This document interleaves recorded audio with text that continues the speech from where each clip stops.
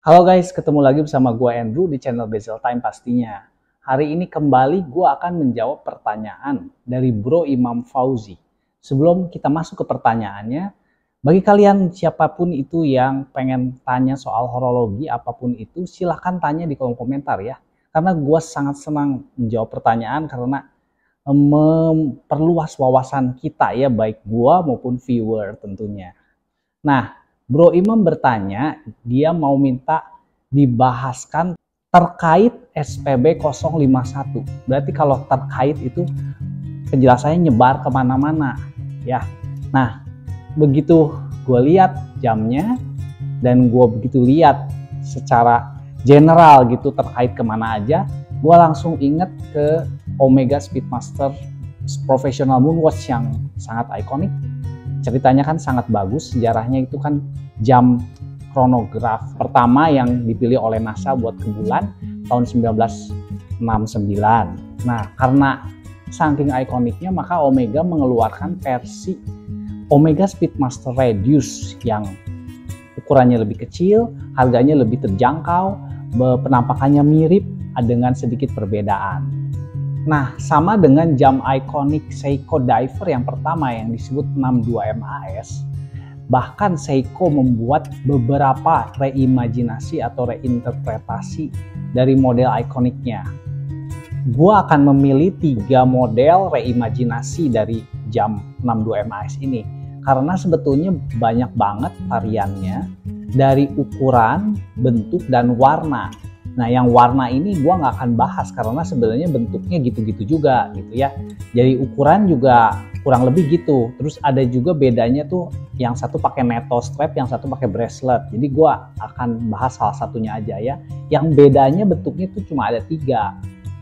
Pada tahun 2020, Seiko mengeluarkan 2 model reinterpretasinya, yaitu SPB 143J1 dan model anniversary 55 tahun limited edition 1700 pieces yaitu SLA 043. Beberapa tahun sebelumnya yaitu tahun 2017 Seiko mengeluarkan seperti yang Bro Imam tanyakan ini, SPB 051J1.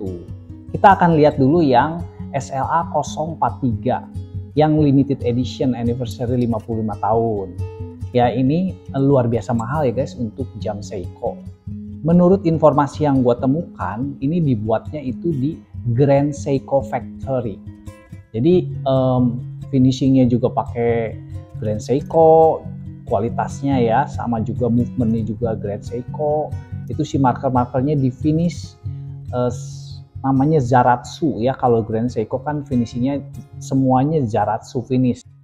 Nama kalibernya 8L35, sama dengan Grand Seiko, tapi bedanya kalau yang Seiko ini dalamnya itu kalau dibongkar nggak didekorasi guys. Kalau Grand Seiko lebih indah gitu dilihatnya waktu dibongkar.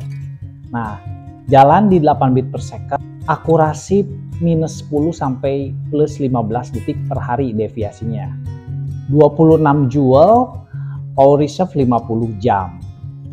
Dan pastinya ada fitur hacking dan hand winding untuk isi power. Bahan casingnya itu terbuat dari Ever Brilliant Steel. Jadi ini dibuat sendiri secara khusus yang nggak ada di jam-jam lain. Ini stainless steelnya tersendiri. Katanya penampakannya lebih bright daripada 904L stainless steel yang dipakai oleh Rolex. Menurut gua ini yang akan beli jam ini adalah fans beratnya Seiko dan fans beratnya model dari 62 MAS gitu. Kalau gua secara pribadi ya dengan harga segitu mendingan ambil Grand Seiko aja sekalian gitu. Ya memang ini dibuat limited edition 55 tahun anniversary, dibuat kualitasnya sekelas dengan Grand Seiko, tapi bahkan ya ini stainless steelnya aja ya lebih bagus daripada umumnya Grand Seiko loh. Jadi memang dibuat sangat spesial itu, makanya harganya naik banyak sama dengan Grand Seiko. Jadi memang Seiko itu ya suka bikin bingung para watch enthusiast. Kan ada Seiko, ada Grand Seiko. Grand Seiko kan yang lebih premiumnya gitu. Tapi nggak semua jam Grand Seiko ini nggak semuanya lebih premium dari Seiko gitu. Dan jam Seiko juga nggak semuanya lebih murah daripada Grand Seiko gitu. Jadi kayak ada peralihan gitu. Peralihannya tuh kadang suka membingungkan gitu. Memang secara umum Grand Seiko lebih bagus-bagus secara umum, lebih dari 50%. Tapi yang 50%-nya lagi kadang rancu gitu. Jadi Seiko yang mahalnya juga yang kadang-kadang ada kayak tadi Ever Brilliant Steel gitu. Itu di Grand Seiko itu jarang, itu nggak tahu ya di yang harga ratusan jutanya ada nggak, gue juga belum ngecek sih. Nah sekarang kita lihat sekaligus yang SPB 143 dan 051. Nah ini karena spesifikasinya mirip tapi harganya lumayan jauh. Nah ini kenapa gitu bisa begini ya, padahal bedanya itu cuman power reserve-nya doang. Yang satu 70 jam, yang satu 50 jam gitu. Terus jumlah jewelnya yang 70 jam itu ada 24, kalau yang 50 jam 23. Yang lainnya sama, 6 bit per second. Akurasinya plus 25 sampai minus 15 deviasinya.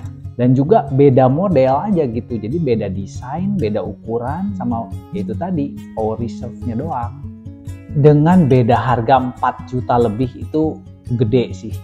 Kan bisa beli 1 jam lagi yang mekanik, yang juga bagus gitu dengan 4 juta lebih gitu. Nah kenapa yang SPB 051 ini bisa murah gitu. Jadi ada 2 faktor yang menyebabkan itu menurut analisa gua ya. Yang pertama adalah identitas desainnya yang tanggung.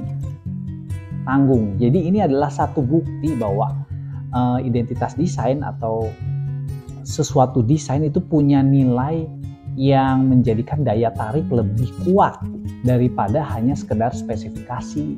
Jadi kalau spesifikasinya tinggi, kalau desainnya nggak suka juga orang nggak bakal beli gitu. Ya sama juga dengan menurut gua, ini pendapat gua ya, Speedmaster Radius tadi. Ya ini banyak yang suka, ini juga laku di pasaran, tapi menurut gua ini sorry ya, tanggung gitu. Jadi si desainnya tuh tidak lebih bagus atau lebih tidak menarik dibanding yang jam ikoniknya. Yaitu ya menurut gua ini subdialnya renggang gitu. Jadinya itu buat gua sangat beda banget gitu dengan yang jam ikoniknya.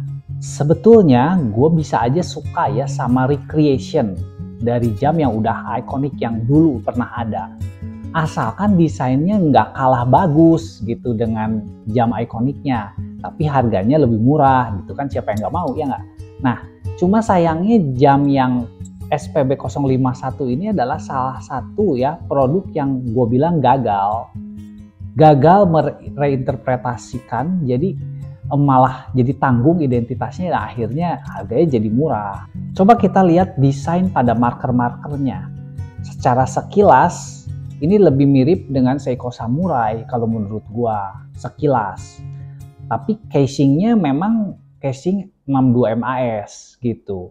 Terus kita lihat juga hour hands-nya. Nah ini hour hands-nya ada panah kan di situ.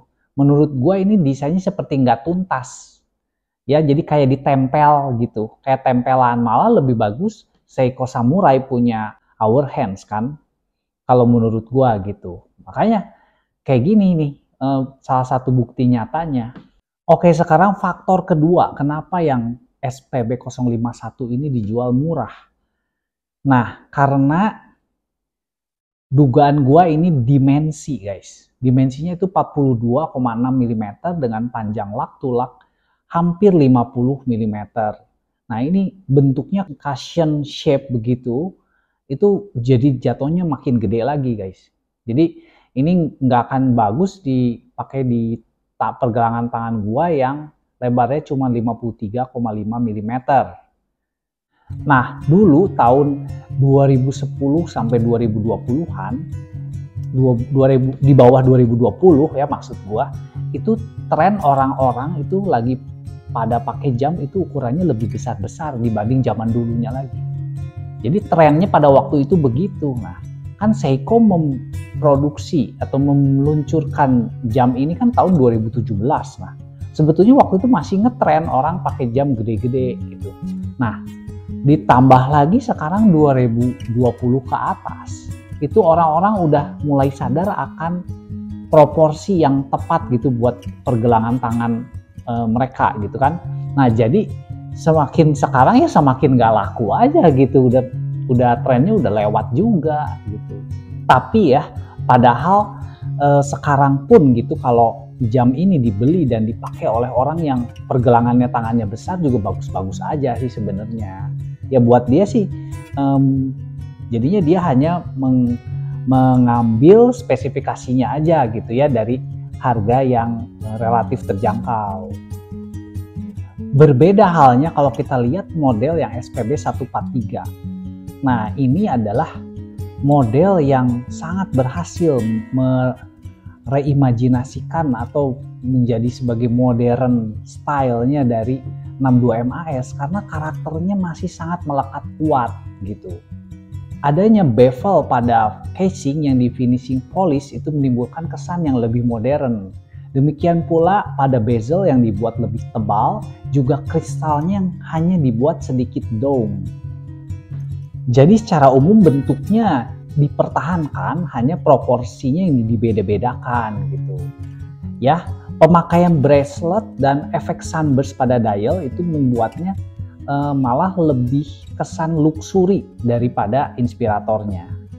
Oke, jadi jelas ya kalau gua akan pilih yang SPB 143 ini dengan harganya sekian gitu. Kalau misalnya yang SPB 051 gua masih lebih milih Seiko Samurai gitu yang harganya 4 jutaan gitu. Walaupun spesifikasinya jauh lebih rendah, tapi gue lebih seneng pakai Seiko Samurai yang ikonnya jelas Seiko Samurai gitu. Tapi kalau pindah ke yang 143 gitu, jelas-jelas gue memakai modern stylenya dari M62 MAS secara jelas. Oke, begitu aja pendapat gue dan penjelasan gue mengenai Seiko SPB 051. Semoga menjawab Bro Imam Fauzi. Silahkan like dan subscribe bagi kalian yang belum, dan sampai ketemu lagi di video mendatang. Bye!